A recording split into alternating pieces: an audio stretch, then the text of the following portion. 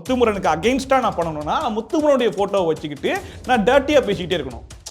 நிறைய டர்ட்டியான விஷயங்களை வந்து சோசியல் மீடியாவில் பேசிட்டே இருக்கணும். அப்போ பார்ப்பாங்க, டே முத்துமுரன் ஃபேன் எப்படிலாம் பண்ணுறாங்க பார்த்தியா அப்படின்னு சொல்லி அது வந்து நெகட்டிவாக. அப்போ அவருக்கு வந்து ஒரு நெகட்டிவ் கிரியேட் பண்ணணும் அப்படின்னா யாரை நெகட்டிவாக கிரியேட் பண்ணணுமோ அவங்க ப்ரொஃபைல் பிக்சரை வச்சுக்கிட்டு மற்ற கண்டஸ்டன்ஸ் ரொம்ப கீழ்த்தரமாக பேசுறது. விஜய் சேதுபதியை விட ரொம்ப பெட்டர் கிளாரிட்டியாக நம்ம முத்துமுரன் பேசுகிற மாதிரி இருந்துச்சு நிறைய இடத்துல. இவர் ரொம்ப நேரம் சொல்லி புரிய வைக்க முடியாத விஷயத்த முத்துமுரன் சொல்லியிருப்பாப்புல, நீ என்ன ட்ரெஸ் போட்டு அந்த டூ நத்திங் ஃபோட்டோவில் உட்காந்துருந்த ராஜாவில், அப்போ நீ புரிஞ்சுக்கோ அவ்வளோதான், நீ ராஜா கெட்டப்பில் டூ நத்திங்காக இருந்த, அதை தான் அவர் சொல்ல வராருன்னு சொல்லிட்டு ஒரு லைனில் முடிச்சோடனே ராணவா இப்போ எனக்கு புரிஞ்சிருச்சுட்டாரு. இந்த சீசனே ஒரு மாதிரி ஒரு எக்ஸ்பெரிமெண்ட்டான ஒரு சீசன் அப்படிங்கிற மாதிரி பார்க்குறேன். அண்ட் வந்து அவங்களுக்குள்ளேயே பல குழப்பங்கள் இருக்கும் இந்த சீசனை நடத்துறதுலையும் அப்படிங்கிற மாதிரி தான் இருக்குது. ஏன்னா அதான் எடுத்த உடனே ஒரு எக்ஸ்பெரிமெண்ட் பண்ணி பார்க்கலாம், பாய்ஸ் வர்சஸ் கேர்ள்ஸ்ன்னு போட்டால் அது எப்படி இருக்குன்னு பார்க்கலான்றப்போ அது ஒர்க் அவுட்டே ஆகலை. பாய்ஸ் டீமில் பார்க்கும்போது முத்துமுரன் மட்டுமே பாய்ஸ் டீமில் பேசக்கூடிய ஒரு ஆளாகவும் பின்னாடி எல்லாருமே மண்டையாட்டுறதுக்கும் ஆமாம் அவர் கிட்ட பாயிண்ட் வரட்டும்னு சொல்லக்கூடிய ஆட்களாகவும் இருக்க ஆரம்பிச்சிட்டாங்க. ஆனால் அது கேர்ள்ஸ் டீமில் பார்க்கும்போது ஆர்ஜி ஆனந்தி அந்த பொறுப்பை வந்து எடுத்துக்கிட்டாங்க. 94 நாள் கஷ்டப்பட்டு ஒருத்தங்க வந்து நான் டாப் 8ல் நிற்கும் போது திடீர்னு இப்போ ரவீந்தர்லாம் ஃபர்ஸ்ட் வாரமே வெளியே போயிட்டாப்புல, அவர் வந்து திடீர்னு ரீப்ளேஸ் ஆகி நான் டாப் 5ல் வந்துட்டேன்னு உட்காந்துக்கிட்டா அது எந்த லெவலில் அது ஃபேராக இருக்கும் அப்படிங்கிறது இருக்கு இல்லையா. ஸோ இது வந்து சும்மா ஒரு என்கேஜ்மெண்ட்டாக இருக்கும் அப்படிங்கிற மாதிரி நினச்சி வேணால் அவங்க இறக்கி விட்டுருக்கலாம். சாட்சனாவை உள்ளே கொண்டு வந்தது முழுக்க கண்டென்ட்டுக்காக தான் அப்படிங்கிற மாதிரி தெரியுது. அண்ட் ஃபர்ஸ்ட் 8 இந்த வாரம் இறக்கிட்டு நெக்ஸ்ட் 8 இந்த வரக்கூடிய வாரத்தில் இறக்குவாங்கன்னு நினைக்கிறேன். ஸோ அதுதான் அவங்களுடைய பிளானாக இருக்கும். மேபி டாப் 5ல் பொட்டி வச்சு அந்த டாப் 5ல் ஒரு ஆளை வந்து பொட்டி எடுத்துகிட்டு வெளியே போக சொன்னாலும் சொல்லலாம். 14th வீக்ல போயிட்டு வைல்ட் கார்டு நாக் அவுட்னு சொன்னது வந்து எனக்கு அது நகைச்சுவையாக தான் இருக்குது. அது சீரியஸாக பார்க்கவே என்னால் முடியல. அண்ட் இன்னைக்கு எல்லாரையும் வெளியே அமைச்சிட்டு அடுத்த 8 நாக் அவுட்னு சொல்லிட்டு ஃபினாலே வாரத்தில் ஸ்டேஜ் போகிற வரைக்கும் உங்க கூட ஒரு 4 பேரை வச்சு நாங்கள் மோத விடுவோம்னு சொல்லி காமெடி பண்ணாலும் பண்ணுவாங்களான்றது தெரியல. குறைந்த விலை நிறைந்த தரம், தங்கள் தேவைகள் அனைத்தும் ஒரே இடத்தில். ஜெயச்சந்திரன் தேசத்தின் நம்பிக்கை மாத இதழ் அப்பா பதிப்பகம் இணைந்து வழங்கும் நேர்மையாளர் சகாயம் IAS அவர்களின் அனுபவ பதிவில் கடைசி தரையில் கண்டாங்கி சேலை சென்னை புத்தக கண்காட்சியில் விற்பனையாகி கொண்டிருக்கிறது. ஹலோ ஷாஃபி, எப்படி இருக்கீங்க? நல்லா இருக்கேன். எப்படி இருக்கீங்க? நானும் நல்லா இருக்கேன். Thank you so much for asking. இந்த சீசன் பிக் பாஸ் பார்த்தீங்கன்னா எடுத்தோடனே அப்படியே ட்விஸ்ட் அண்ட் டர்ன்ஸோட தான் ஸ்டார்ட் ஆச்சு இல்லையா. ஹோஸ்ட் சேஞ்ச் ஆனாங்க, அதுக்கப்புறம் வீட்டுக்கு நடுவில் ஒரு கோடு போட்டு பாய்ஸ் தனி கேர்ள்ஸ் தனின்னாங்க, அப்புறம் கோடை எடுத்துகிட்டு 2 பேரும் ஒன்றா அடிச்சுக்கோங்க அப்படின்னு விட்டுட்டாங்க. எப்படி பார்க்குறீங்க நீங்கள், இது எப்படி போகுதுன்னு நினைக்கிறீங்க? ஆக்சுவலாக இந்த சீசனே ஒரு மாதிரி ஒரு எக்ஸ்பெரிமெண்ட்டான ஒரு சீசன் அப்படிங்கிற மாதிரி பார்க்குறேன். அண்ட் வந்து அவங்களுக்குள்ளேயே பல குழப்பங்கள் இருக்கும் இந்த சீசனை நடத்துறதுலையும் அப்படிங்கிற மாதிரி தான் இருக்குது. ஏன்னா அதான் எடுத்த உடனே ஒரு எக்ஸ்பெரிமெண்ட் பண்ணி பார்க்கலாம், பாய்ஸ் வர்சஸ் கேர்ள்ஸ்ன்னு போட்டால் அது எப்படி இருக்குன்னு பார்க்கலான்றப்போ அது ஒர்க் அவுட்டே ஆகலை. பார்க்குற ஆடியன்ஸ்க்கே ரொம்ப சலிப்பாகி போச்சு. ஒரு ஃபிசிக்கல் டாஸ்க்குன்னு வரும்போது அதில் வந்து ஃபிசிக்கல் பாய்ஸோட ஸ்ட்ரென்த்தை காட்ட முடியல, காட்டினா அது அன்ஃபேர்ன்னு சொல்லி வந்துடுது. ஸோ அந்த கேமை நீங்கள் எப்படி ஃபேராக அணுகணும் அப்படிங்கிற மாதிரி சொல்ல ஆரம்பிச்சிட்டாங்கன்னு சொல்லிட்டு அண்ட் ஒவ்வொரு டாஸ்க்லையுமே வந்து பார்த்து விளையாடணும் அண்ட் எப்படி ஏதுன்ற மாதிரி போயிட்டு இருந்துச்சு. அண்டு அவங்க டீமாக ஆடணும்ட்டாங்க. குறிப்பாக இதுக்கு முன்னாடி வந்து குரூப்பிசம் அப்படிங்கிறது தான் வந்து அநியாயம்டா பிக் பாஸ்ல குரூப்பிசம் அப்படின்னு இருக்கும்போது இங்கே குரூப்பாக தான் ஆடணும், குரூப்பிசம் இல்லாட்டா தான் இது அநியாயம்ன்றாங்க. டே என்னடா அப்படிங்கிற மாதிரி ஆயிடுச்சு. அந்த குரூப்புக்குள்ள செட் ஆகாத ஆளெல்லாம் ஒரு மாதிரி பார்க்க ஆரம்பிச்சிட்டாங்க, என்ன இவன் குரூப்ல செட் ஆக மாட்டான் அப்படிங்கிற மாதிரி. இண்டிவிஜுவல் பிளேயர்ஸ்லாம் வந்து ஒரு மாதிரியாகவும் அண்ட் வந்து குரூப்பாக ஆடுறவங்களையும் உயர்த்தி வச்சு பேசுகிற மாதிரி ஆயிடுச்சு. அண்ட் ஒரு பக்கம் பாய்ஸ் டீமில் பார்க்கும்போது முத்துமுரன் மட்டுமே பாய்ஸ் டீமில் பேசக்கூடிய ஒரு ஆளாகவும் பின்னாடி எல்லாருமே மண்டையாட்டுறதுக்கும் ஆமாம் அவர் கிட்ட பாயிண்ட் வரட்டும்னு சொல்லக்கூடிய ஆட்களாகவும் இருக்க ஆரம்பிச்சிட்டாங்க. ஆனால் அது கேர்ள்ஸ் டீமில் பார்க்கும்போது ஆர்ஜி ஆனந்தி அந்த பொறுப்பை வந்து எடுத்துக்கிட்டாங்க. ஆனால் கேர்ள்ஸ் டீம்லேயாச்சும் எல்லாரும் அடிச்சு பிடிச்சி வரவங்கிற மாதிரி இருந்துச்சு. ஸோ கேர்ள்ஸ் டீம்லேருந்து மட்டும்தான் கண்டென்ட், பாய்ஸ் டீமில் முத்துமுரன் தவிர்த்து பெருசாக இந்த கண்டென்ட் இல்லை அப்படிங்கிற ஒரு குழப்பம் போச்சு. பிக் பாஸ் டீமே பார்த்தாங்க ஒரு லெவலுக்கு மேலே செட் ஆகலை, கோட்டை எடுத்துருவோன்னு சொல்லிட்டு 50 நாளுக்கு அப்புறம் கோட்டை எடுத்தாங்க. அப்போ கொஞ்சம் சூடு பிடிச்சிச்சு. அண்ட் இப்போ ரீசெண்டாக இப்போ வரைக்குமே பார்த்தீங்கன்னா நிறைய குழப்பங்கள் போயிட்டு இருக்கு. எப்பவுமே 14th வீக்ல பொட்டி வைப்பாங்க, பொட்டியே வரல, என்னங்க பண்றீங்கன்ற மாதிரி இருக்கு. அண்ட் கண்டஸ்டன்ஸா இறக்கி விட்டுருக்காங்க எவிக்ட் ஆனவங்கள. Like wild card is a different thing, but இந்த வாரம் பாத்தீங்கன்னா அவங்க வந்து பூஸ்ட் பண்றதுக்கு, மோட்டிவேட் பண்றதுக்கு, என்கரேஜ் பண்றதுக்கு வருவாங்க. வந்து பாசிட்டிவா சொல்லுவாங்க, நீங்க இப்படி பண்றீங்க, இல்லை நீங்க இது பண்ணதுக்கு பதிலாக இப்படி பண்ணலாம் அப்படின்னு சொல்லுவாங்க. அதை விட்டு நாங்களுமே உங்களுக்கு போட்டியா வரோம், லைக் டிசர்விங் 8ன்னு ஒன்று வச்சுட்டு அவங்கள ரிமூவ் பண்ணிட்டு திருப்பி இல்லை நாங்களும் வருவோங்களே ரீப்ளேஸ் பண்ணுவோன்றாங்க. பார்த்தீங்களா? I don't think that's fair. நீங்க என்ன ஆக்சுவலா ஒரு பிராங்க் மாதிரியோ அது ஒரு காமெடி மாதிரி தான் நான் பாக்குறேன். ஏன்னா 94 நாள் கஷ்டப்பட்டு ஒருத்தங்க வந்து நான் டாப் 8ல நிக்கும் போது திடீர்னு இப்ப ரவீந்தர்லாம் ஃபர்ஸ்ட் வாரமே வெளியே போயிட்டாப்ல. அவர் வந்து திடீர்னு ரீப்ளேஸ் ஆகி நான் டாப் 5ல வந்துட்டேன்னு உட்காந்துக்கிட்டா அது எந்த லெவல்ல அது ஃபேரா இருக்கும் அப்படிங்கிறது இருக்கு இல்லையா? ஸோ இது வந்து சும்மா ஒரு என்கேஜ்மெண்ட்டா இருக்கும் அப்படிங்கிற மாதிரி நினைச்சு வேணா அவங்க இறக்கி விட்டுருக்கலாம். இவங்களுக்கு மட்டும் தெரியும் இது வந்து இது உண்மை கிடையாதுன்றது இந்த இவங்களுக்கு தெரியும். ஆனா இவங்க உண்மை நம்பி விளையாடுவாங்க அப்படிங்கிற ஒரு கேட்டகரியில வச்சிருந்திருக்கலாம். அட்லீஸ்ட் இந்த வாரத்துக்கான டாஸ்கையாச்சு நல்ல ஒரு பயங்கர ஒரு என்கேஜான ஒரு டாஸ்காவோ நல்ல பேசுறதுக்கான ஒரு வாய்ப்பாவோ கொடுத்திருந்தா இல்ல ஒரு பிசிக்கல் டாஸ்கா வச்சிருக்கலாம்.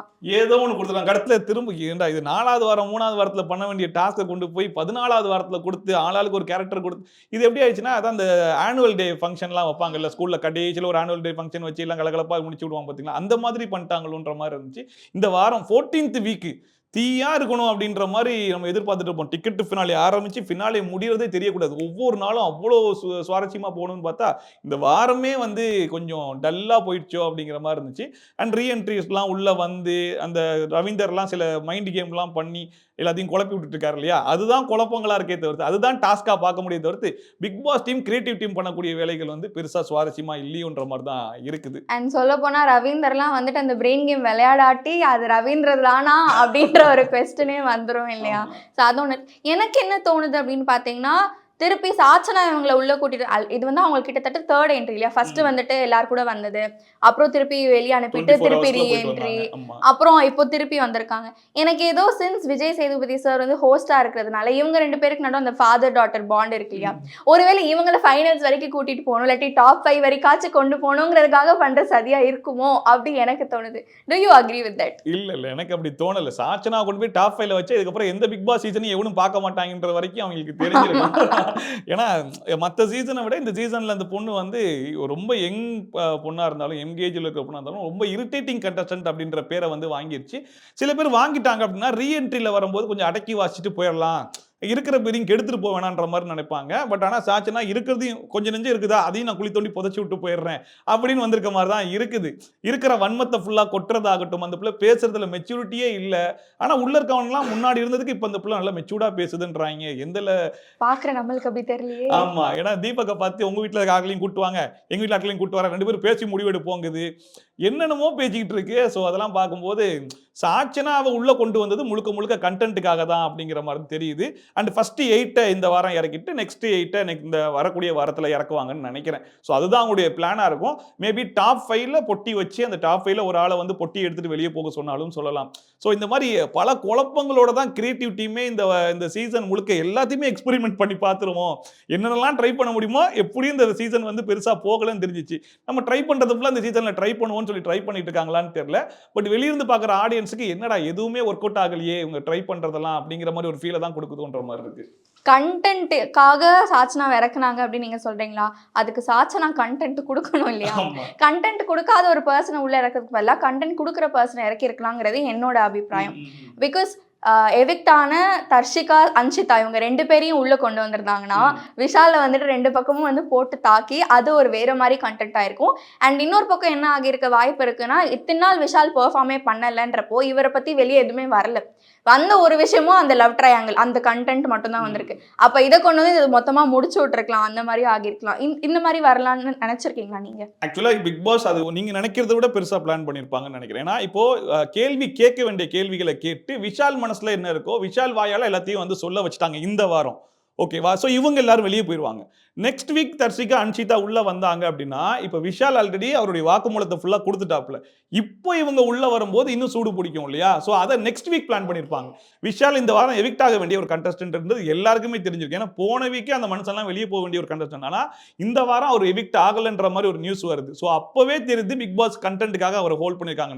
ஏன்னா ஃபினாலே வாரத்தில் என்ன ஒன்றுமே கிடையாது, ஓட்டு கேட்க வைப்பாங்க அவ்வளோதான். அதை மீறி ரீஎன்ட்ரி கொடுத்த கண்டஸ்டன்ஸ் வச்சு தான் கண்டென்ட் பண்ணணுன்ற போது நீங்க சொன்ன கண்டென்ட் மேபி நெக்ஸ்ட் வீக் நடக்கிறதுக்கான சான்சஸ் நிறைய இருக்கும். ஸோ அதுக்கான பிளானிங்காக தான் இப்போ முன்னாடி ஒரு ட்ரையலா அனுப்பிச்சு விட்டு இவங்க வழியா அவங்க வாயை பிடுங்கி அதை நெக்ஸ்ட் வீக் வச்சு செய்யறதுக்காக பண்ணுவாங்கன்ற மாதிரி இருக்கு. ஏன்னா தர்ஷிகா வெளியே இருந்து இன்ஸ்டாகிராம்ல எல்லாம் போஸ்ட் போட்டிருந்தாங்க, மக்களுடைய கேள்வி தான் உள்ள போய் கேட்டிருக்காங்க, அவங்க கேட்ட கேள்விக்கு எனக்கு எந்த சம்மந்தமும் கிடையாது, பட் ஆனால் எனக்கு அது ஓகேவா தான் தெரியுது அப்படிங்கிற மாதிரி. ஸோ நெக்ஸ்ட் வீக் அவங்க உள்ள வந்தாங்கன்னா இன்னும் சூடு பிடிக்கும். ஸோ ஃபினாலே வாரத்தை சூடு பிடிக்க வைக்கிறதுக்காக தான் அவங்களை ஹோல்ட் பண்ணியிருக்காங்க. ஸோ இந்த இப்படி உங்களுக்குள்ள ஒரு கேள்வி வந்துச்சு இல்லையா, இந்த கேள்விக்கான விடை நெக்ஸ்ட் வீக் கிடைக்கும்னு நினைக்கிறேன். தர்ஷிகா அண்ட் அன்ஷிதா இவங்க எவிக்ட் ஆனதுக்கு ரீசன் விஷாலோட இருந்த அந்த லவ் ட்ரையாங்கிள்னாலே அந்த லவ் கண்டென்ட்னால தானா? அன்ஷிதா நான் சொல்ல மாட்டேன். அன்ஷிதா வந்து 4th வீக்ல எவிக்ட் ஆக வேண்டியது. அதுக்கப்புறம் வைல்ட் கார்டு என்ட்ரி உள்ள வராங்கன்றதுனால அவங்க தப்பிச்சாங்க. அதுக்கப்புறம் அங்கேருந்து வந்து ஒரு சேஃப் கேம் ப்ளே பண்ணியோ ஏதோ ஒரு கேம் ப்ளே பண்ணி அவங்க தப்பிச்சு வந்துட்டாங்க. அண்ட் அந்த வீக் அவங்க தான் எவிக்ட் ஆகிறதா இருந்துச்சு. அதனால அவங்க எவிக்ட் ஆனாங்க. அது வந்து இவங்க 2 பேர் பண்ண லவ் கண்டென்ட்னால அப்படின்னு சொல்ல மாட்டேன். ஆனால் தர்ஷிகாவோடது மேபி விஷால் ரீசனா இருக்கலான்ற மாதிரி தோணுச்சு. ஏன்னா விஷால் ரொம்ப ஸ்ட்ரிக்டா இல்லை, இது இதுக்கான இடம் கிடையாது. நீ லவ் கண்டென்ட் கொடுக்குற, ஓகே நான் அதை வந்து ரிசீவ் பண்ணிக்கிறேன், ஆனால் நான் உன்னை என்கரேஜ் பண்ணிக்கிறேன், நீ பண்ணுறதை பண்ணிக்கோ, நான் வந்து உன்னை என்கரேஜ் மட்டும் பண்ணிக்கிறேன்னு சொன்னதுனால தர்ஷிகா என்ன பண்ணிட்டாங்கன்னா ஓகே அப்போ இதையே ஒரு கண்டென்ட்டாக பண்ணலாம்னு சொல்லிட்டு மற்றதெல்லாம் தூக்கி ஓரமாக வச்சுட்டாங்க. மேபி விஷால் வந்து ரொம்ப தெளிவா இல்லைம்மா இது இங்கே வேணாம், அண்ட் நான் வேற அடிபட்டிருக்கேன், ஸோ நீ சொல்லி நான் உன்னை வந்து நீ கொடுக்குற நான் அதை அக்செப்ட் பண்ணாலே உன்னை என்கரேஜ் பண்ணுற மாதிரி இருக்கும், ஸ்பேஸ் கொடுக்குற மாதிரி இருக்கும், ஸோ எதுவாக இருந்தாலும் வெளியே வந்து பார்த்துக்கலாம், இங்கே நீ உன் கேம் ஆடு நான் என் கேம் ஆடுறேன், எதுக்காக வந்தோமோ அந்த வேலையை பார்ப்போம்னு சொல்லியிருந்தாருன்னா தர்ஷிகா அதுக்கப்புறம் விஷால் அவன் சொல்லியும் போய் தர்ஷிகா பண்ணியிருக்க மாட்டாங்க. ஓகேவா? ஸோ அது ஓகே அவன் அப்படி சொல்லிட்டான், அப்போ நம்ம வேலையை நம்ம பார்ப்போம்னு சொல்லிட்டு அவங்க கேம் விளையாடி இருப்பாங்க. ஏன்னா நிறைய இடத்துல தர்ஷிகாவுடைய கேம் வந்து விஷாலால ஸ்பாயில் ஆனது நம்ம பார்க்க முடிஞ்சு. ஈவன் அந்த பொம்மை டாஸ்க்ல கூட இதே விஷயத்தை வேற யாரும் பண்ணியிருந்தாங்கன்னா ஆச்சு பூச்சின்னு சொல்லி கத்திருப்பாங்க. ஆனா அது விஷாலுங்கிற போது ரொம்ப சிம்பிளா சொல்லிட்டு விட்டாங்க, ஏன்டா நீ அந்த பொம்மையை தூக்கிட்டு ஏன் பொம்மையை கொண்டு போய் உள்ள வச்சுட்டாலே முடிஞ்சிருக்குமேடா அப்படின்னு சொல்லி அதை வந்து ரொம்ப சிம்பிளா சொன்னாங்க. ஆனா இதே வேற யாராச்சும் இருந்தா பயங்கரமா கத்திருப்பாங்க. அண்ட் முழுக்க விஷால்னு சொல்லிட்டு அது ஒரு கிரிஞ்சு கண்டென்ட்டா மாறிடுச்சு. அது ரசிக்கும்படி இருந்தா கூட தர்ஷிகா தப்பிச்சிருப்பாங்களோ என்னவோ, அது பார்க்க ஒரு மாதிரி வெறுப்பா இருந்துச்சு. டே என்னடா பண்றீங்க, இது லவ் இல்லைன்றீங்க, ஒன் சைடு லவ்ன்றீங்க, அவன் ஒரு பக்கம் ஏற்றி விட்டுட்டு இருக்கான். அப்படிங்கும்போது முழுக்க அதில் விழுந்து அவங்களுக்கு இருந்ததே ஒரு ஃபிசிக்கல் டாஸ்க்ன்ற ஸ்ட்ரென்த் மட்டும்தான், அதையும் ஸ்பாயில் பண்ணி எல்லாத்தையும் விட்டு வெளியே போனது வந்து முழுக்க விஷாலால அப்படிங்கிற மாதிரி தான் எனக்கு தோணுது. பட் அன்ஷிதா வந்து விஷாலால போனாங்களான்னு சொல்லி கேட்டால் கிடையாது. ஏன்னா கடைசி டைம்ல தானே உண்மையிலே அது லவ்ன்றதே கன்வெர்ட் ஆனது வந்து கடைசி டைம்ல தான். அதுக்கு முன்னாடி வரைக்கும் அன்ஷிதா வந்து ஆர்ஜி ஆனந்தி போய் கேட்கும்போது கூட என்ன சொல்றீங்க, எப்படிலாம் இருந்தால் நான் கூட பேச கூட மாட்டேன், ஃப்ரெண்ட்ஷிப்பே எனக்கு வேணான்ற அளவுக்கு பேசியிருப்பாங்க. ஸோ நமக்கு ஒரு கிளாரிட்டி கிடைச்சிருச்சு. அந்த கிளாரிட்டியை அப்படியே கடைசி வாரம் அவங்க போகும்போது மாத்திட்டாங்க. அருண் கிட்ட போயிட்டு அவன் லவ் பண்றானா அப்படின்றாங்க. இது பண்றபோது அது பச்சையா அவங்க லவ்ன்றத அவருமே இருந்துட்டு இந்த மாதிரி இருந்துச்சுன்னா I'll be the first person to help you guys ன்னுலாம் சொன்னாரு. ஆமா, அப்ப நம்மளுக்கு என்ன தோணுச்சுன்னா ஒருவேளை விஷாலும் அருணும் ஆல்ரெடி இதை பத்தி டிஸ்கஸ் பண்ணிருப்பாங்களோன்ற ஒரு இதெல்லாம் கொடுத்து. ஆனா கடைசி வரைக்கும் அவங்களுக்கு அது தெரியலன்றது இந்த கிளாரிட்டி கிடைச்சதுக்கு அப்புறம் தான் தெரியுது. விஷாலை பொறுத்த வரைக்கும் என்னன்னா, நான் உனக்கு வெளியே வந்து உனக்கு லைஃப்ல எப்பனாலும் நான் நிப்பேன் அப்படிங்கிற ஒரு ஹோப்பை கொடுக்குறேன். அந்த ஹோப்பை தான் அவங்க வந்து லவ்ன்ற மாதிரி கன்வெர்ட், அஸ் அ ஃப்ரெண்டா நிப்பேன் அப்படின்னு அந்த வார்த்தை அது ஒன்று சொல்லியிருக்கலாம்.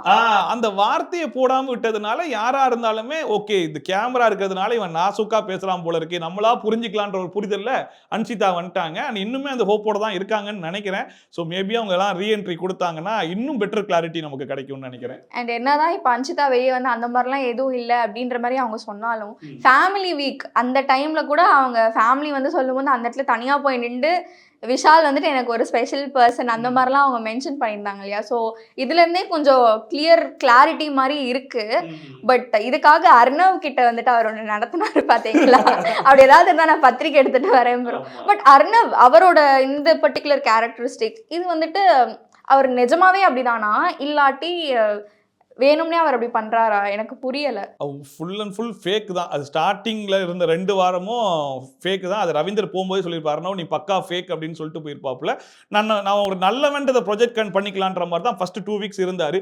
இப்போ அந்த கேரக்டர் அப்படி எங்க போச்சு அந்த கேரக்டர் அப்படிங்கிற மாதிரி இப்போ நீங்க வேற ஒரு கேரக்டரை பார்க்க போறீங்கன்னு சொல்லிட்டு உள்ள வராரு. ஒரு மனுஷனுக்குள்ள எத்தனை கேரக்டர் இருக்கும்? ஏன்னா 2 வாரம் நீ நல்லவன்ற மாதிரி எனக்கு கோவமே வராது, யார் என்ன சொன்னாலும் நான் அமைதியாவே இருப்பேன்ற மாதிரி ஒரு கேரக்டர் இருக்கிற மாதிரி ப்ரொஜெக்ட் பண்ணிட்டு இங்க வந்து நான் எல்லாரையும் வச்சு செய்வேன். அப்போ ஒரு மனுஷனுக்குள்ள இப்படி ஒரு எக்ஸ்ட்ரீம் கேரக்டர்ஸ் இருக்குமா அப்படிங்கிற கேள்வி இருக்குல்ல. அப்படி இருந்திருந்தா அந்த டைம்ல அவருக்கு சண்டை வந்துச்சு, அந்த சண்டையில அது வெளியே காமிச்சிருக்கலாமே. ஏதோ ஒரு இடத்துல அருணுக்கும் அவருக்கு ஒரு சண்டையாகட்டும், இல்ல தர்ஷா குப்தாக்கு இவருக்கு வந்ததாகட்டும், ஏதோ ஒரு இடத்துல அந்த கேரக்டரை வெளியே காமிச்சிடலாம். அங்கெல்லாம் ஒளிச்சு வச்சுட்டு இங்க வந்துட்டு எல்லாத்தையும் ஜால்றாங்கிறது, அப்புறம் அந்த நிறைய வார்த்தைகள் தேவையில்லாத அப்படி சொன்னதெல்லாம் வந்து சொல்லாதீங்கன்னு சொன்னா கூட நான் போற வரைக்கும் அதை சொல்லதான் செய்வேன் அப்படின்ற மாதிரி பேசிட்டு இருக்காப்புல. மேபி வீக்கெண்ட் எபிசோட்ல வாங்கி கட்டிப்பாருன்னு நினைக்கிறேன் இன்னைக்கு விஜய் சேதுபதி கிட்ட. என்ன நடக்குதுன்னு பார்க்கணும். ஸோ அங்க கூட அருண் வந்து மென்ஷன் பண்ணி அக்செப்டன்ஸ் அப்படிங்கிற அந்த ஒரு ஃபேக்டர் வந்துட்டு நீங்க கத்துக்கோங்க அப்படின்னாலும் அதெல்லாம் எனக்கு இருக்கு, ஆனாலும் நான் இப்படிதான் பண்ணுவேன்றாருங்களே, அது ஏதோ திமிருங்கிற மாதிரி எனக்கு ஃபீல் ஆகுது. பிளஸ் நான் எனக்கு மட்டும் தான் அப்படி ஃபீல் ஆகுதுன்னு நினைச்சேன். But when I discussed with some other people they were also like இல்லை அது திமிருதாம்மா அப்படின்ட்டு இருந்தாங்க. ஸோ ஓகே நான் தப்பாக நினைக்கல அப்படின்னு தான் இருந்துச்சு. மூவிங் ஆன், இப்போ பார்த்தீங்கன்னா இந்த மீதி 8 பேரை உள்ளே கூட்டிகிட்டு வந்து டிசர்விங் 8லேருந்து ரீப்ளேஸ் பண்ண வைக்கிறாங்க இல்லையா? இது எந்த அளவுக்கு யூனோ கரெக்ட் அப்படின்னு நீங்கள் நினைக்கிறீங்க? அது கரெக்ட் கிடையாது, அது ஃபேரே கிடையாது. அது உண்மையாக அப்படி ஒரு விஷயம் பண்ணணும்னு நினச்சி இறக்கியிருந்தாங்கன்னா அது கம்ப்ளீட்லி அன்ஃபேர் தான். ஏன்னா இவங்கெல்லாம் ஏதோ ஒரு விஷயத்தில் கஷ்டப்பட்டு இவ்வளோ தூரம் வந்திருக்காங்க. இவங்கெல்லாம் இப்போ வெளியே போயிட்டு ரீஎன்ட்ரி கொடுத்துருக்காங்க. இதெல்லாம் ஒயில்ட் கார்டு என்ட்ரின்னு சொல்லி 50 நாளில் உள்ள அனுப்ப வேண்டியங்க. அதில் உள்ள வந்ததில் யாருமே மிஞ்சலை, ரயன் மட்டும்தான் இருக்காப்புல. ஸோ 14th வீக்கில் போயிட்டு ஒயில்ட் கார்டு நாக் அவுட்டுன்னு சொன்னது வந்து எனக்கு அது நகைச்சுவையாக தான் இருக்குது. அது சீரியஸாக பார்க்கவே என்னால் முடியல. அண்ட் இன்னைக்கு எல்லாரையும் வெளியே அனுப்பிச்சிட்டு அடுத்த 8 நாக் அவுட்னு சொல்லிட்டு ஃபினாலே வாரத்தில் ஸ்டேஜ் போகிற வரைக்கும் உங்க கூட ஒரு 4 பேரை வச்சு நாங்கள் மோத விடுவோம்னு சொல்லி காமெடி பண்ணாலும் பண்ணுவாங்களான்றது தெரியல. ஸோ அது வந்து எனக்கு வந்து அது உண்மையாக பண்ணாங்கன்னா அது அன்ஃபேரு, இல்லை காமெடி நினச்சி பண்ணாங்கன்னா அது பெரிய கண்டென்ட்டாக தெரியல எனக்கு. பிஆர் டீம் ஸ்டார்டிங் சீசன்ல இருந்தே இப்போ இருக்கிற சீசன் வரைக்கும் ஆல்மோஸ்ட் எல்லா லாங்குவேஜ்ல இருக்கிற எல்லா கண்டஸ்டன்ஸ்க்கும் பிஆர் டீம்ஸ் வந்து இருக்காங்க. அவங்க ஒர்க் பண்ண தான் செய்வாங்க. பட் இந்த சீசன்ல வந்துட்டு ரொம்ப அது வந்துட்டு பேசப்படுற விஷயமாயிருச்சு. மக்களுக்கு வந்து இவ்வளோ நாள் வந்துட்டு நிறைய பேருக்கு லைக் மெஜாரிட்டி ஆஃப் த பீப்புளுக்கு வந்துட்டு பிஆர் டீம் ஒன்று ஒர்க் பண்ணும், அவங்க தான் வந்துட்டு இந்த ஓட்டிங்க்குமே வந்துட்டு கொஞ்சம் இன்ஃப்ளூயன்ஸ் பண்ணுவாங்கங்கிற விஷயம் வந்து தெரியாமல் இருந்துச்சு. இப்போ இதை பற்றி இப்படி ஃபுல்லாக தெரிய ஆரம்பிச்சோன்னே அப்போ நான் ஓட் பண்ணுறவ நான் முட்டாளா அந்த மாதிரி ஒரு கொஸ்டின் வர ஆரம்பிச்சது இல்லையா மக்கள் சைட்லேருந்து. ஸோ இந்த பிஆர் டீம் இதை பற்றி நீங்கள் என்ன நினைக்கிறீங்க? பிஆர்ன்றது ஆல்ரெடி இருந்தது தான், அது தெரியாமல் இருந்த வரைக்கும் பெருசாக இதாகல. அதுக்கப்புறம் 5th சீசன் 6th சீசன்லாம் இந்த மாதிரி பிஆர் ஏஜென்சின்னு வெளியே ஒருத்தவங்க ஒர்க் பண்ணுறாங்கன்றத வீட்டுக்குள்ளேயே டிஸ்கஸ் பண்ண ஆரம்பிச்சதுக்கு அப்புறமா அது என்னடா பிஆர்ன்றதை எல்லாரும் நோண்டி கண்டுபிடிக்க ஆரம்பிச்சிட்டாங்க. அண்ட் இந்த சீசனில் எப்படி ஆயிடுச்சு அப்படின்னா அது உள்ள ஒரு மார்னிங் ஆக்டிவிட்டியில் ஒரு டாப்பிக்காகவே கொடுத்து அவங்களையே பேச சொல்லி அவங்களே வந்து வாக்குமூலம் கொடுத்து ஆமாம் எனக்கு பிஆர் டீம் இருக்க தான் செய்யுது, எனக்கு ஒரு புதுசு தேவைப்படுதுன்னா நான் பிஆர் டீம் வச்சுக்க தான் செய்வேன்னு சொல்லி சௌந்தர்யா அக்செப்டும் பண்ணிக்கிட்டாங்க. ஸோ அண்ட் ஆல்ரெடி வெளியே நிறைய பேர் சொல்றதும் அண்ட் சௌந்தர்யா உள்ள கொடுத்ததும் அண்ட் சௌந்தர்யா இவ்வளவு நாள் டிராவல் பண்ணி வந்ததுக்கான காரணம் வந்து முழுக்க பிஆர் ஏஜென்சி தான் அப்படிங்கிற மாதிரி ஆயிடுச்சு. அண்ட் இப்போ ரீஎன்ட்ரியில் உள்ள வந்தவங்களும் அதை சொன்ன உடனே அவங்களுக்கு வந்து அவ பிஆர் ஏஜென்சி மூலியம் மட்டும்தான் இவ்வளவு தூரம் வந்திருக்கேன்ற மாதிரி சொல்றாங்க, நான் பண்ண எஃபோர்ட் எல்லாம் வேஸ்டா போயிடுச்சுன்ற மாதிரி சொல்றாங்கன்னு சொல்லிட்டு இந்த பிஆர்ங்கிற வார்த்தை அந்த லெவல்ல தாண்டி இப்போ எப்படி ஆயிடுச்சுன்னா அஸ் அ ரிவ்யூவரா இப்போ நம்ம இன்னைக்கு ஒரு எபிசோட்ல ஒருத்தங்களுக்கு சப்போர்ட் பண்ணி பேசினா உடனே அவங்க கிட்ட இருந்து எனக்கு காசு வந்துருச்சு, ஒருத்தருக்கு அகைன்ஸ்டா கமெண்ட் போடுறாங்க நீ அவங்களோட பிஆர்டா அப்படினு. ஆமா அது இது சரி, ஒரு ரிவ்யூவரை சொல்றது கூட பரவாயில்ல, கமெண்ட் செக்ஷன்ல ஒரு பப்ளிக் வந்து சௌந்தர்யா சூப்பர் ரன் போட்டா நீ சௌந்தர்யா பிஆரா, முத்துக்குமரன் சூப்பரா நீ முத்துக்குமரன் பிஆரா, கீழே வந்து அவ பிஆர்னா என்னன்னே தெரியாம எல்லாரையுமே பிஆர்னு சொல்ல ஆரம்பிச்சிட்டீங்களா அப்படின்ற மாதிரி தான் இருக்குது. பட் ரொம்ப டர்ட்டியா இந்த என்ன ஆயிடுச்சு அப்படின்னா இந்த பிஆர் ஸ்ட்ராட்டஜிஸ்ன்னு சொல்லிட்டு நிறைய பண்ண ஆரம்பிக்கிறாங்க போல. எப்படின்னா அவங்களுடைய ப்ரொஃபைல் பிக்சரை வச்சுக்கிறது. இப்போ முத்துமுரனுக்கு அகெயின்ஸ்டா நான் பண்ணணும்னா நான் முத்துமுரனுடைய போட்டோவை வச்சுக்கிட்டு நான் டர்ட்டியா பேசிக்கிட்டே இருக்கணும், நிறைய டர்ட்டியான விஷயங்களை வந்து சோசியல் மீடியாவில் பேசிட்டே இருக்கணும். அப்போ பார்ப்பாங்க டே முத்துமுரன் ஃபேன் எப்படிலாம் பண்ணுறாங்க பார்த்தியா அப்படின்னு சொல்லி அது வந்து நெகட்டிவாக அப்போ அவருக்கு வந்து ஒரு நெகட்டிவ் கிரியேட் பண்ணணும் அப்படின்னா யாரை நெகட்டிவாக கிரியேட் பண்ணணுமோ அவங்க ப்ரொஃபைல் பிக்சரை வச்சுக்கிட்டு மற்ற கண்டஸ்டன்ஸை ரொம்ப கீழ்த்தரமாக பேசுறது. ஸோ இந்த மாதிரி பிஆர் பண்ணுறாங்க. அண்ட் ஈவன் வந்து இந்த வீக்கெண்ட் எபிசோட்ஸில் கூட டிக்கெட்ஸ் கிடைக்குது இல்லையா, ஸோ அதில் கூட வந்து ஒரு ஹாஃப் ஆஃப் த டிக்கெட்டை ஒரு சப்போர்ட்டருக்கு வாங்கி உள்ளே அனுப்பி அவங்கள கிளாப் பண்ண வைக்கிறது. ஸோ அதாவது சொல்லுவாங்க இந்த அப்கிரேடுன்ற விஷயம் நடந்துகிட்டே இருக்குன்னு சொல்லிட்டு அது இந்த சீசனில் இவ்வளோ தூரம் அப்கிரேட் ஆயிடுச்சு அப்படின்ற மாதிரி. என்னன்னா இப்போ மேனிப்புலேஷன்ற ஒரு விஷயம் உள்ளுக்குள்ளே நடக்குது, வெளியே மக்களுக்குள்ள மேனிப்புலேட் பண்ணணும் அப்படின்னா ஒரு நார்மல் பப்ளிக் ஒரு ஷோ பார்க்குறாங்க, ஒருத்தங்க ஏஞ்சி நின்றாலே அவ்வளோ கிளாப்ஸ் வருது, அவ்வளோ சவுண்ட் வருதுன்னா அவங்களுக்கு ஆட்டோமேட்டிக்காக மைண்ட் வந்து அப்போ அந்த பொண்ணு நல்லா பண்ணுது போலையே, அப்போ நம்ம அவங்க என்னென்ன நல்லது பண்ணுறாங்களோ நம்ம ரசித்து பார்க்க ஆரம்பிக்கலான்னும் போது அது ஆட்டோமேட்டிக்காக நம்ம மேனிப்புலேட் ஆயிடுறோம். ஓகே அவங்க ஏதோ ஒன்று பண்ண போய் தான் ஆடியன்ஸ் கிளாப் பண்ணுறாங்க, ஆடியன்ஸ் இவ்வளோ சப்போர்ட் பண்ணுறாங்க, ஆனால் அதுக்கு பின்னாடி ஒரு பிஆர் ஒர்க் நடக்குது, இவ்வளோ சப்போர்ட்டர்ஸ் வீக்கெண்ட் எபிசோட்ல உள்ள அனுப்புறாங்க அந்த ஏஜென்சி, அது மூலியமா தான் அந்த கிளாப்ஸ் வருதுன்றதுலாம் அவங்களுக்கு தெரியாது. ஸோ இதெல்லாம் தான் இப்போ வெளிப்படையாக வெளியே வந்திருக்கக்கூடிய விஷயமா நான் பார்க்குறேன். அண்ட் இதுக்கப்புறம் போகக்கூடிய கண்டஸ்டன்ஸுக்குலாம் பிக் பாஸ்ன்றதே ரொம்ப ஒரு இதாயிரும்னு நினைக்கிறேன். நீ ஜெயிச்சாலே பிஆர்எஸ் தான் ஜெயிச்சிட்ட, நீ ஒன்றும் பெருசாலாம் பண்ணலை அப்படிங்கிற மாதிரி வந்துருமோன்ற அளவுக்கு இப்போ ரொம்ப டர்ட்டி ஆயிடுச்சோன்ற மாதிரி இருக்குது இந்த பிஆர்ன்ற வார்த்தை. சௌந்தர்யா வந்து அக்செப்ட் பண்ணாங்க இல்லையா இந்த மாதிரி, ஆமா நான் பிஆர் டீம் வச்சிருக்கேன் அவங்க எனக்காக ஒர்க் பண்றாங்க, அது வந்துட்டு கரெக்ட்ன்றீங்களா தப்புன்றீங்களா? பிஆர் டீம் வச்சிருக்கிறது ஓகே தான். அது அந்த பிஆர் டீம் எப்படி இருக்கணும்னா நம்ம பண்ற ஒரு நல்ல விஷயத்தை எடுத்து இப்போ ஒரு இன்னைக்கு எபிசோட்ல அவங்க ஒரு நல்லது பண்ணியிருக்காங்க, அதை எடுத்து சோசியல் மீடியாவில் போட்டு இல்லை அவங்க ப்ரொஃபைலில் போட்டு அதை ப்ரொமோட் பண்ணிக்கிறதுங்கிறது ஒரு நல்ல விஷயம். ஏன்னா அதுதானே எல்லாருக்கும் தேவை. இப்போ நம்ம ஒரு இன்டர்வியூல ஒரு நல்ல விஷயம் நம்ம பேசியிருக்கோம்னா அதை கட் பண்ணி நான் போட்டுப்பேன், எனக்கு ஓகே இந்த ஒரு நல்ல விஷயம் நம்ம பேசியிருக்கோம், ஏன்னா அது நமக்கு நம்ம ப்ரொஃபைலுக்கு நம்ம பண்ணிக்கூடிய ஒரு விஷயம். அது அந்த மாதிரி பண்ற பிஆர் ஓகே. ஆனால் அடுத்தவங்களை அடிச்சு இல்லை மற்றபடி பண்ணுறது இல்லை, மேனிப்புலேஷன் பண்ணக்கூடிய ஒரு பிஆர் ஒர்க் இருக்கு இல்லையா, அது டர்ட்டியாக இருக்கும். ஸோ எல்லா டீம் போயிட்டு நம்ம இவங்களை ஜெயிக்க வைக்கணுன்றதுக்காக எவ்வளோ எக்ஸ்ட்ரீம் வேணாலும் இறங்கி நம்ம என்ன வேலை வேணாலும் பார்க்கலாம் அப்படிங்கிற மாதிரி காசை அப்படி தனியாக செலவு பண்ணி ஒரு பிஆர் ஒர்க் பண்ணுறாங்க இல்லையா, பாட்ஸ் ஓட் பண்ணுறது அண்ட் அன்அஃபிஷியல் ஓட்டிங்கில் கூட நம்ம வந்து ஆட்கள் வச்சு ஓட்டிங்கில் அதிகமாக டாப்பில் காட்ட வைக்கிறது. ஸோ இது எல்லாமே மேனிப்புலேஷன் தான். ஸோ ஆட்டோமேட்டிக்காக நம்ம அன்அஃபிஷியல் ஓட்டிங் தான் எல்லாருக்கும் நமக்கு விசிபிளாக இருக்குன்றதுனால நம்ம அதில் போய் பார்ப்போம். அதில் ஓட்டு வராதவங்க கூட பாட்ஸ் வச்சோ இல்லை ஆட்களை வச்சோ ஒரு ஏஜென்சியை போட்டு ஓட்டு போட வச்சாங்க அப்படின்னா அவங்க ஒரு தேர்ட் பிளேஸில் இருப்பாங்க. அப்போ அவங்க ஒரு நல்ல பிளேஸில் இருக்காங்கன்ற மைண்ட் செட் நம்மளுக்கு ஆட்டோமேட்டிக்காக வந்தது இல்லையா. ஸோ லீஸ்ட்ல இருக்கவங்க தான் எவிக்ட் ஆக போறாங்கன்றது. ஸோ இந்த மாதிரி பண்ணக்கூடிய பிஆர்ஸ் இருக்கு பார்த்தீங்களா, அது ஒஸ்ட். எல்லாருக்குமே அவங்கவுங்க ப்ரொஃபைலில் பண்ணிக்கிறது, அவங்க ஃப்ரெண்ட்ஸ் ஹேண்டில் பண்ணி சாதாரணமாக பண்ணுற அந்த ப்ரொமோஷன் ஒர்க்ஸ் வந்து ஓகே. இவ்வளோ நேரம் நம்ம கண்டஸ்டன்ஸ் பற்றி பேசணும். ஹோஸ்ட் மாறி இருக்காரு இல்லையா. ஸோ சிச்சுவேஷன் எப்படி இருக்குன்னா, இட்ஸ் ஆல்வேஸ் உலகநாயகன் வர்சஸ் மக்கள் செல்வன். So Kamal sir versus Sethu sir. இதை பத்தி நீங்க என்ன நினைக்கிறீங்க? Like I want to know your opinion. Yes, அது என்னன்னா அதான் இதுவுமே ஒரு எக்ஸ்பெரிமெண்ட் தான். இப்போ என்ன பொறுத்தவரைக்கும் சீசன் ஃபுல்லாவே எக்ஸ்பெரிமெண்டா இருக்கு. ஆமா, ஏன்னா இப்போ ஒரு ஆங்கரிங் ஸ்டைல ஒரு சில பேர் உடைச்சிருப்பாங்க. இப்போ ரியோவை பொறுத்த வரைக்கும் பாத்தீங்கன்னா அதுக்கு முன்னாடி வரைக்கும் லைவ்னா கேமரா மட்டுமே பார்த்து பேசிட்டு இருப்பாங்க. ரியோ வந்து கேமரா மேன்ட்ட பேச ஆரம்பிச்சாரு. இப்போ சிவகார்த்திகேயனை எடுத்துக்கிட்டீங்க அப்படின்னா எப்பயுமே ஒரு ப்ரொஃபஷனல் இப்படி கையை வச்சு இப்படி நின்று பேசினா தான் அது வந்து ஆங்கரிங் அப்படின்னு இருக்கும்போது பக்கத்தில் இருக்கிற ஆங்கரை கலாய்ச்சாரு, கண்டஸ்டண்ட்டை கலாய்ச்சாரு, ஜட்ஜஸை கலாய்ச்சாரு. அது ஒரு ஸ்டைலில் ஒட்டச்சிச்சு, ஒரு ஆங்கரிங் ஸ்டைலில் ஒட்டச்சாரு. ஒரு பெரிய இது இப்படியும் பண்ணலாமா அப்படின்னா இப்போ வரைக்கும் எல்லாரும் அந்த ஆங்கரிங் ஸ்டைலை ஃபாலோ பண்ணுறாங்க. அந்த மாதிரி தான் ஒரு 7 சீசனா பிக் பாஸ்னா இப்படி தான் அப்படின்னு சொல்லிட்டு நம்ம கமல் சார் வந்து செட் பண்ணி வச்சுட்டு போயிட்டார் இல்லையா. அதை ஒட்டச்சி நான் என்னுடைய நடிப்பு எப்படி ஒரு யதார்த்தமாக இருக்குமோ அதே மாதிரி ஹோஸ்டிங்கும் யதார்த்தமாக இருக்கும்னு சொல்லி உள்ள வந்தார் இல்லையா. அது இந்த பிக் பாஸ் ஷோக்கு செட் ஆகலையோ, அதாவது இந்த ஸ்டைல உடைக்கும் போது நல்லா இருக்கே அப்படின்னு சொல்லி நம்ம பார்க்குறோம் இல்லையா, இந்த ஸ்டைல உடைக்கும் போது அது நல்லா இல்லையோன்ற மாதிரி ஒரு ஃபீல் கொடுக்குது. ஏன்னா கமல் சார் ஒரு சில செட் ஆஃப் ரூல்ஸை வந்து ஃபாலோ பண்ணுவார், பிரின்சிபல்ஸ் ஃபாலோ பண்ணுவார். என்னன்னா ஆடியன்ஸ் கிட்ட நிறைய இன்ட்ராக்ஷன்லாம் வச்சுக்க மாட்டார். ஆடியன்ஸோடைய பல்ஸ் வந்து உள்ள இருக்கிற கண்டஸ்டன்ஸ்க்கு வெறும் கிளாப்ஸ் மூலியமா மட்டும் தான் தெரியும். அவங்க பேச்செல்லாம் உள்ள கேட்காது. ஏதோ ஒரு இடத்துல பிளான் பண்ணி இப்போ உங்க கேள்வி கேட்பாங்க, நீங்க பதில் சொல்லுங்க, அவ்வளவுதான் ஆடியன்ஸ்க்கு உங்களுக்கு இன்ட்ராக்ஷனே இருக்கும். இங்க இவர் பேசிட்டு இருக்காப்புல அவங்க எல்லாம் கேட்டுக்கிட்டே இருக்காங்க, அதை உள்ள டிஸ்கஸும் பண்றாங்க. டே ஆடியன்ஸ் பத்தியடா இந்த இன்சிடென்ட்க்கு இப்படி சொல்றாங்க, அப்ப நம்ம பண்ணது தப்பாயிடுச்சு போலயே அப்படின்னு சொல்லிட்டு ஆடியன்ஸோட ஒப்பீனியன் வரைக்கும் இவரே கொண்டு போய் உள்ள சேர்க்கிறாரு. அண்ட் இவரே பல இடத்துல வெளியே இப்படி பேசுறாங்க, அருண் உங்களை திட்டினா வெளியே எனக்கு திட்டு விழுது, அதெல்லாம் உங்களை பத்தி பேசவே முடியல, உங்களை அடிச்சா வெளியே நடிக்கிறாங்க அப்படின்றது. ராணவ் கிட்ட எப்பா நீ வெளியே எப்படிப்பட்ட வேலையெல்லாம் பாக்குறன்றது எனக்கு தெரியும், பிஆர் வச்சு ஒர்க் பண்றாருன்ற வரைக்கும் அவர் நாசுக்கா அவர் வந்து எல்லாத்தையும் அது ஃப்ரீயா பேசுறாரு. அவருக்கு வர ட்ரோல்ஸை பத்தி பேசுறாரு. ஆனா காசு தான் நீ வந்துட்டு கை தட்டுறதுக்கு ஆளை உள்ள அனுப்பியிருக்க ராணவன்லாம் கேட்கிறாரு.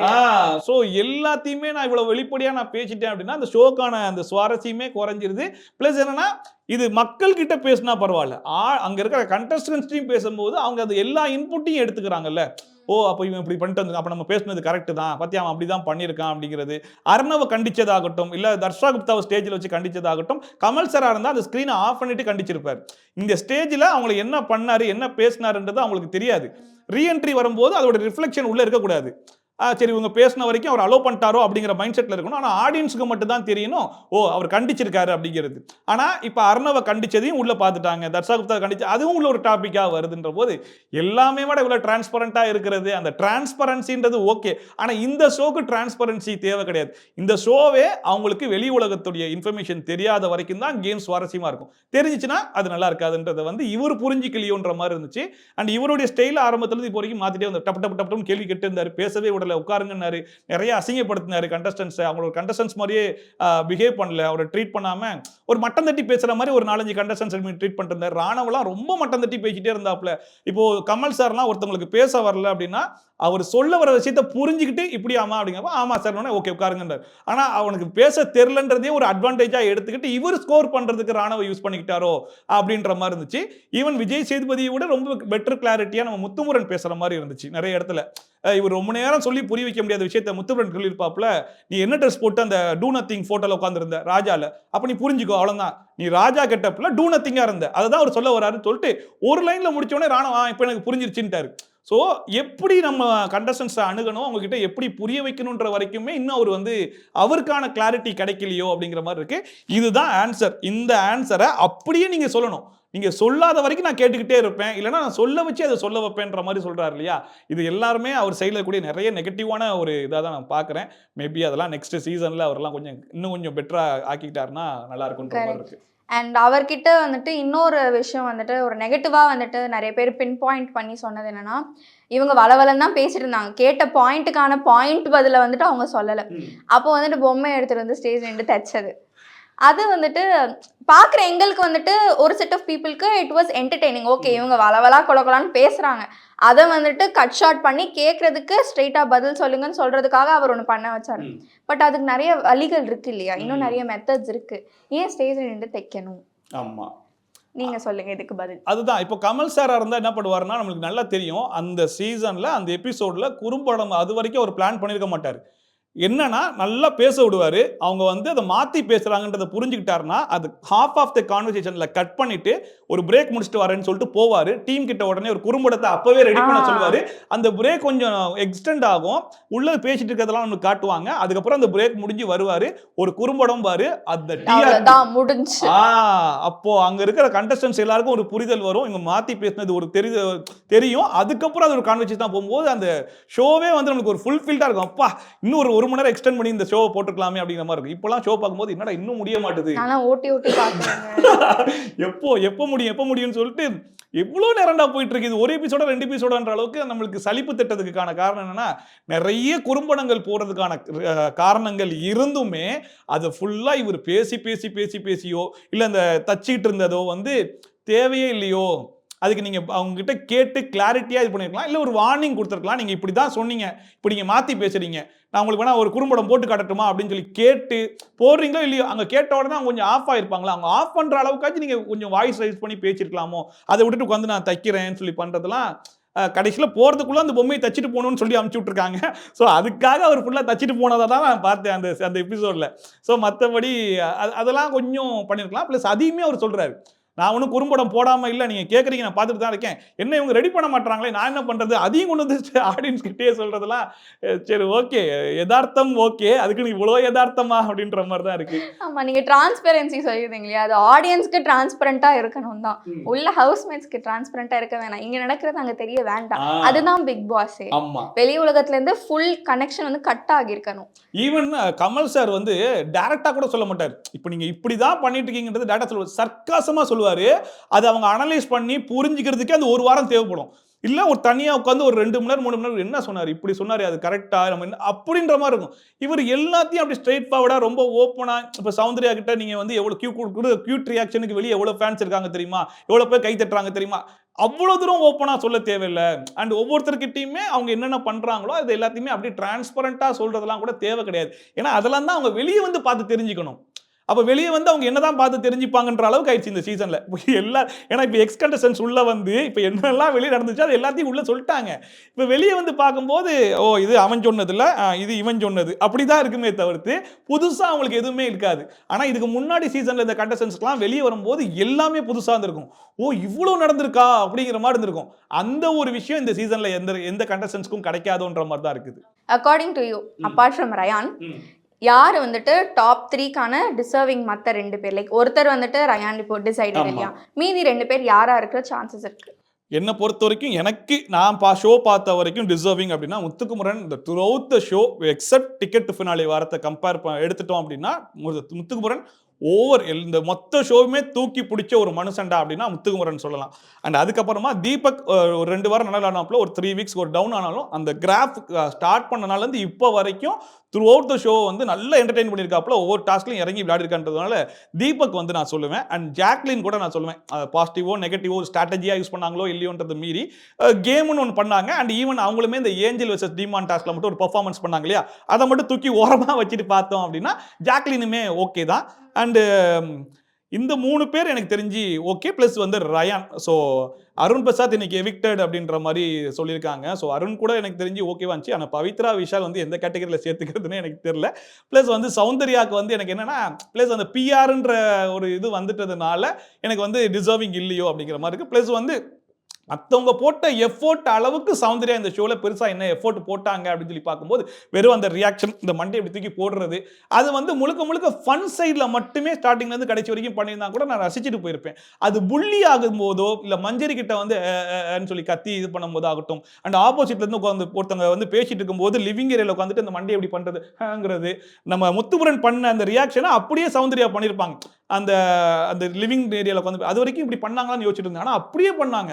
ஸோ அது நம்மளுக்கு காட்டினது ஒரு வாட்டி, உள்ள இருக்கிற ஒவ்வொருத்தருக்கும் அதை பண்ணும்போது எவ்வளோ ட்ரிகர் ஆகும், ப்ரொவோக் ஆகும். ஸோ முழுக்க அடுத்தவங்களை ட்ரிகர் பண்ணி ப்ரொவோக் பண்ணி ஃபன்னி சைடு அது இதுன்னு சொல்லி பெர்ஃபார்மன்ஸ்லேயே கொண்டு வந்துட்டாங்களோன்ற மாதிரி இருக்கிறதுனால சௌந்தர்யா இல்லை. மேபி இப்போ இருக்கிறவங்கள கம்பேர் பண்ணும்போது விஷால், நம்ம பவித்ரா இவங்க 2 பேரை கழிச்சுட்டு அருண் எவிக்ட் ஆயிட்டார்ன்ற போது நம்ம சௌந்தர்யா இவங்க 5 பேர் டாப் 5ல ஓகேன்ற மாதிரி மொத்தத்துல அந்த 13 வீக்ஸ் வந்துட்டு சஸ்டெயின் ஆகி 14th வீக் வந்தவங்கல இருக்கிறவங்க பேரை தான் நீங்க சொல்லியிருக்கீங்க. I really appreciate you. Thank you. ஏன்னா நீங்க வந்துட்டு இப்போ புதுசா அந்த 8 பேர்லயும் யாராவது ஒருத்தர் சொல்லிடுவீங்களோ அப்படின்னு நான் நினைச்சிட்டு இருந்தேன். பட் நீங்க சொல்லல. தேங்க்ஸ். ஓகே, டைட்டில் வின்னர் யாரா இருப்பாங்கன்னு நினைக்கிறீங்க? என்ன பொறுத்த வரைக்கும் முத்துமுரன் டைட்டில் வின்னர் ஆனார் அப்படின்னா இந்த சீசனுக்கு கிடைச்ச ஒரு ஜஸ்டிஃபிகேஷனா இருக்கும்ன்ற மாதிரி எனக்கு தோணுது. அப்படி இல்லைன்னா தீபக் வின் பண்ணா கூட ஓகே. பட் தீபக்கும் எவிக்ட் ஆகிட்டாருன்ற மாதிரி இருக்கிறதுனால அது ரொம்பவே அன்ஃபேரா இருக்குது.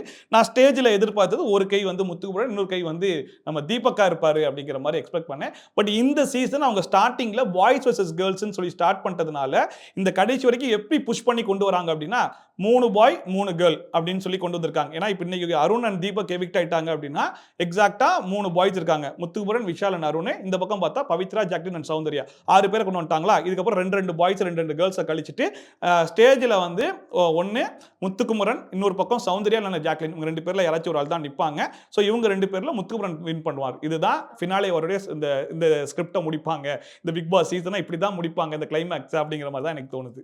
குறைந்த விலை நிறைந்த தரம் தங்கள் தேவைகள் அனைத்தும் ஒரே இடத்தில். ஜெயச்சந்திரன். தேசத்தின் நம்பிக்கை மாத இதழ் அப்பா பதிப்பகம் இணைந்து வழங்கும் நேர்மையாளர் சகாயம் IAS அவர்களின் அனுபவ பதிவில் கடைசி தரையில் கண்டாங்கி சேலை சென்னை புத்தக கண்காட்சியில் விற்பனையாகிக் கொண்டிருக்கிறது.